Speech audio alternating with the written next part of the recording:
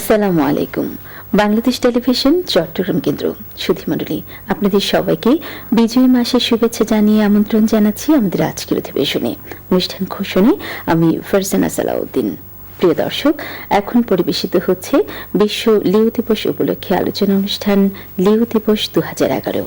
অনুষ্ঠানটি আপনাদের জন্য প্রযোজনা করেছেন হারিস আহমেদ ভূঁইয়া।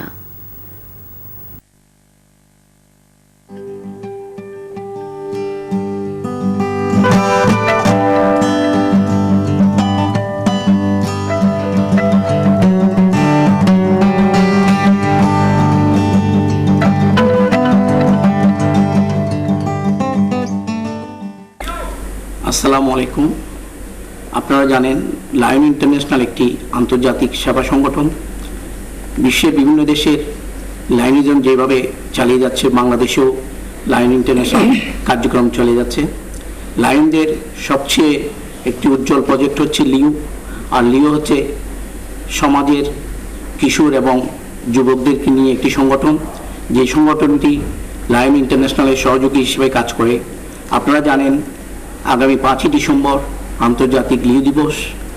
আর এই দিবসকে সামনে রেখে আজকের এই বিশেষ আলোচনা অনুষ্ঠান।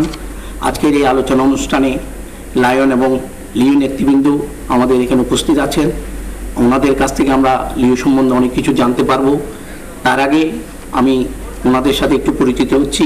আমার ডান পাশে লায়ন নিজামুদ্দিন মোহাম্মদ মামুন, লিও ক্লাব চেয়ারম্যান। আর লায়ন মোহাম্মদ ইমতিয়াজুল ইসলাম, লিও ইয়ুথ এক্সচেঞ্জের চেয়ারম্যান। আরও উপস্থিত আছেন লিও মোহাম্মদ রেজাউল আবেদিন, লিও জেলা সভাপতি। আমরা আলোচনা আরম্ভ করার আগে প্রথমে আমি আমাদের লিও ক্লাব চেয়ারম্যানকে বলবো যে আপনি লিও ক্লাব চেয়ারম্যান হিসেবে আপনার দায়িত্ব কী? ধন্যবাদ লায়ন আমির আজম চৌধুরী। আপনারা জানেন লায়ন্স ক্লাব ইন্টারন্যাশনাল বিশ্বের সর্ববৃহৎ সেবামূলক সংগঠন।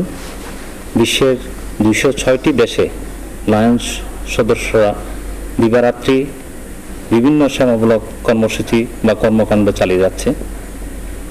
লায়নদের একটি উল্লেখযোগ্য প্রজেক্ট বা কর্মসূচি হচ্ছে লিও ক্লাব। সমাজের যুব সমাজকে নেতৃত্বে আনার জন্য, সঠিক সুনাগরিক হিসেবে গড়ার জন্য লায়নরা লিও যুব সংগঠনের মাধ্যমে ওনাদের যে সেবামূলক কর্মকাণ্ডগুলো পরিচালিত হয় সেই পরিচালনায় তাদেরকে সম্পৃক্ত করে তাদেরকে সুনাগরিক হিসেবে গড়ে তোলার জন্য আমরা প্রচেষ্টা চালিয়ে থাকি। আর যেহেতু আমি এই বছর লিও জেলার লায়ন্সের পক্ষ থেকে লিও ক্লাব চেয়ারম্যান হিসেবে দায়িত্ব পালন করছি, আমার দায়িত্ব হচ্ছে লায়ন্স এবং লিও জেলার মধ্যে এবং লায়ন্স ক্লাব এবং লিও ক্লাবদের মধ্যে সমন্বয় সাধন করে বিভিন্ন সেবামূলক কর্মকাণ্ডগুলোকে এগিয়ে নেওয়া।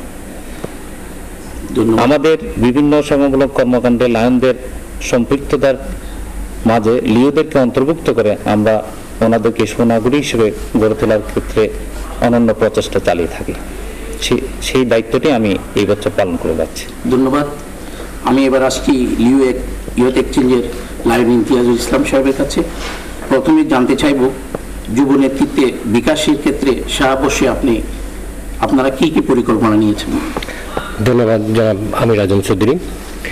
নেতৃত্ব, অভিজ্ঞতা ও সুযোগ, এই তিনের সমন্বয়ে লিও। আর এর সাথে সম্পৃক্ত আছে তরুণ সমাজ। লায়নিজমের যুব সংগঠন লিওজমকে ভবিষ্যৎ নেতৃত্বের পাঠশালা হিসেবে আমরা বিবেচনা করে থাকি। শুধুমাত্র মানব কল্যাণ ভিত্তিক সংগঠন হিসেবে লিওজমের ব্যাপকতা ও পরিধি আজ অনেক সমাজসেবী সংগঠনের ঊর্ধ্বে।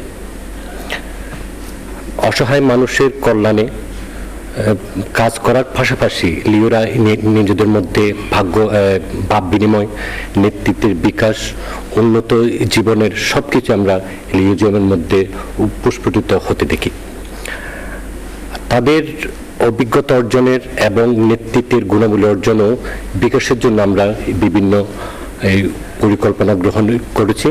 ইতিমধ্যে আমাদের লিওদের একটি টিম সম্প্রতি ভারত সফর করে এসেছে।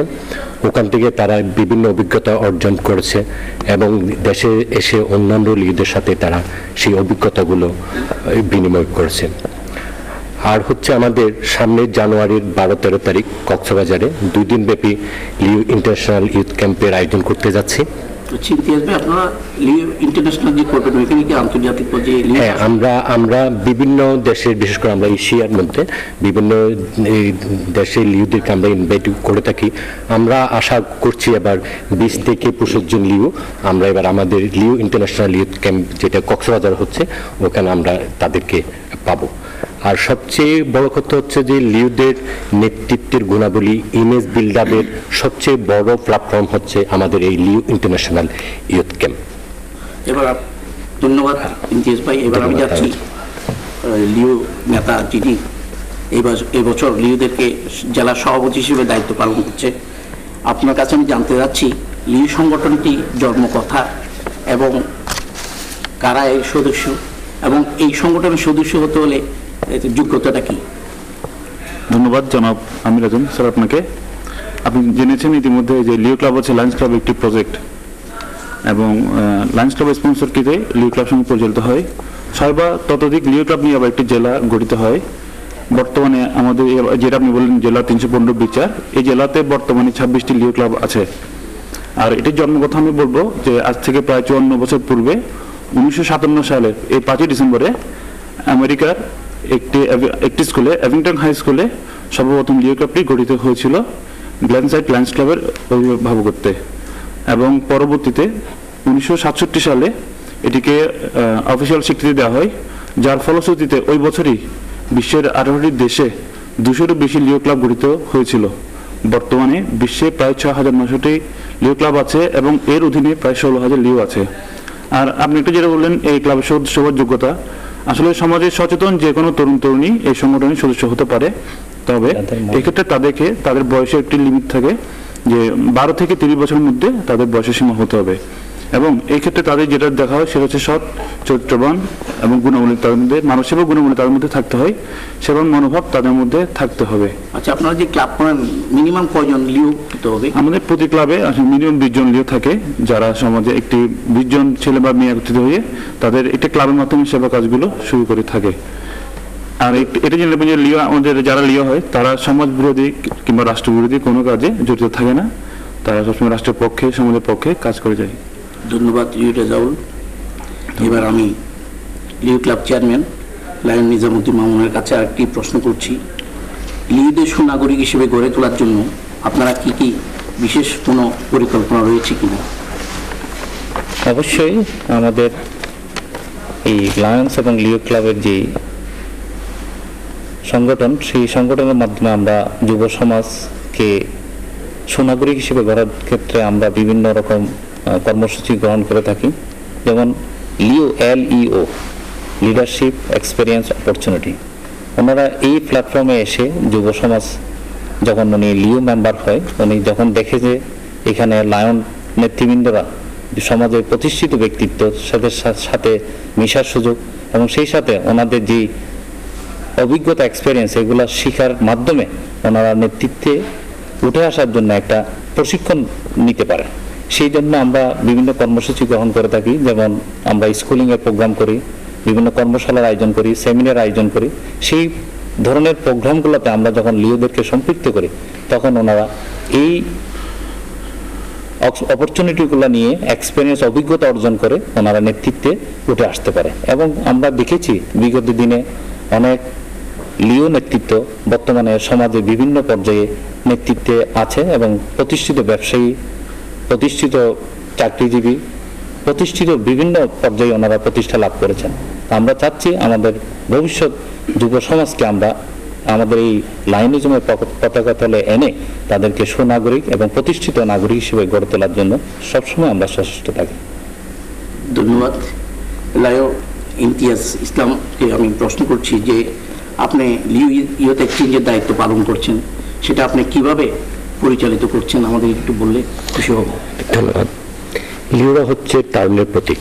আমি খুবই সৌভাগ্যবান মনে করছি নিজেকে এবং সে সাথে কৃতজ্ঞতা প্রকাশ করছি মাননীয় জেলা গভর্নর লায়ন নুরুল ইসলাম MJFকে আমাকে এই খুবই উপভোগ্য একটি দায়িত্ব দেওয়ার জন্য। আসলে লিওরা আত্মমানবতার সেবায় নিয়োজিত থাকে সব সময়। তাদের ভাবের বিনিময় নেতৃত্বের উন্নতি, বিশেষ করে তারা নেতৃত্বের উন্নতিটাই বেশি ঘটায় এবং সমাজের সুবিধা বঞ্চিত মানুষদের জন্য তারা নিরলসভাবে কাজ করে যায়। তো এই যে অসাধ্য সাধন যে মূল মন্ত্র কাজটা করে, সেটা হচ্ছে তাদের সুস্পষ্ট দর্শন, গণতন্ত্রের চর্চা, নেতৃত্বের প্রতি অগাধ শ্রদ্ধাবোধ, সর্বোপরি সেবার প্রতি কমিটমেন্ট। এই যে আমরা লিওদেরকে আমরা সবসময় দেখি কি তাদের মধ্যে দেশপ্রেম থাকে, দায়িত্ববোধ থাকে, কর্তব্য পরায়ণ থাকে। এই যে দেখি আমি লিওদের সাথে কাজ করে মানে উৎফুল্ল বোধ করি এবং আনন্দিত হই এবং নিজেকে খুব সৌভাগ্যবান মনে করি। সত্যি কথা বলতে কি, আমি লিওদেরকে নিয়ে খুবই আশাবাদী এবং স্বপ্ন দেখি একটি সুন্দর বাংলাদেশের। ধন্যবাদ।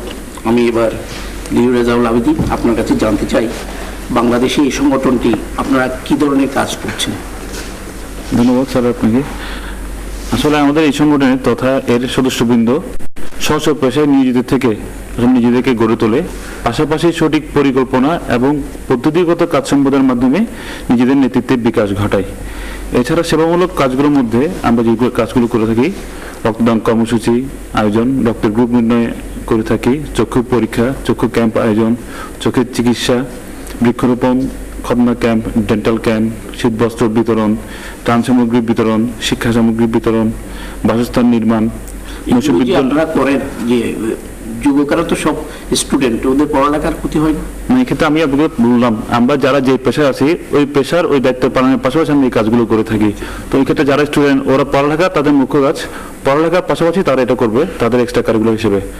যারা বিভিন্ন পেশায় আছেন তারা পেশাগত দায়িত্বের পাশাপাশি এই কাজটা করবেন এবং করে যাচ্ছেন খুব সফলভাবে। ধন্যবাদ রেজাউল। আমি এখন পরিশেষে আমাদের লিও ক্লাব চেয়ারম্যান আপনার কাছে অনুরোধ করতে পারি যে নতুন লিওদের জন্য আপনার কোনো উপদেশ আছে কিনা? ধন্যবাদ। আসলে উপদেশ বলতে গেলে, যেহেতু আমরা লায়নিজম এবং লিওনিজমের মাধ্যমে সমাজের অবহেলিত গরিব দুস্থ মানুষের সেবার জন্য মনোবৃত্তি নিয়ে আমরা এই সংগঠনের পতাকা তলে এসেছি। আমাদের আজকের এই অনুষ্ঠানের মাধ্যমে সমগ্র জাতির কাছে অনুরোধ থাকবে, আপনাদের যুব সমাজকে আমরা আহ্বান জানাবো আমাদের এই লিওনিজমের পতাকা তলে আসার জন্য এবং এই সেবামূলক কর্মকাণ্ডের মাধ্যমে নিজেকে সুনাগরিক হিসেবে গড়ে তোলার জন্য। ধন্যবাদ। আসলে আমরা আজকে লায়ন এবং লিওদের মধ্য থেকে অনেক কথা জানতে পারলাম। সবচেয়ে বড় কথা হলো যে লায়ন ইন্টারন্যাশনাল বললে আমরা সাধারণত আগে মনে করতাম শুধু মানে সেবামূলক কাজের, তারা যে সমাজের যুব সমাজ এবং কিশোরদেরকে নেতৃত্ব শেখানোর জন্য যে লিও একটা প্রজেক্ট করেছে, যে প্রজেক্টটি একটা খুব উন্নত মানের বলে মনে হয়। আশা করি বাংলাদেশের যে সকল সংগঠন, সহযোগী সংগঠন আছে, তারা সবাই লায়নকে যদি ফলো করে এদেশ অবশ্যই সোনার বাংলা হবে। আপনারা জানেন আমাদের বর্তমান প্রধানমন্ত্রী জননেত্রী শেখ হাসিনা যে ডিজিটাল বাংলাদেশ এবং ভিশন 20-র কথা বলেছে, এই ডাকগুলোকে যদি সফল করতে হয় তাহলে লিওরা অবশ্যই আগাই আসতে হবে। আশা করি আপনারা আপনাদের লিও কার্যক্রমকে বাড়াবেন। আর আমাদের সময়ও কম, আমি আজকে আপনারা আমাদের এই স্টুডিওতে আসাতে আপনাদেরকে ধন্যবাদ জানাচ্ছি। আর এতক্ষণ যারা আমাদের সাথে থেকে আমাদের এই অনুষ্ঠানটা উপভোগ করেছেন সবাইকে ধন্যবাদ জানিয়ে আমাদের বিশেষ আলোচনা অনুষ্ঠান এখানে শেষ করছি। খোদা হাফেজ।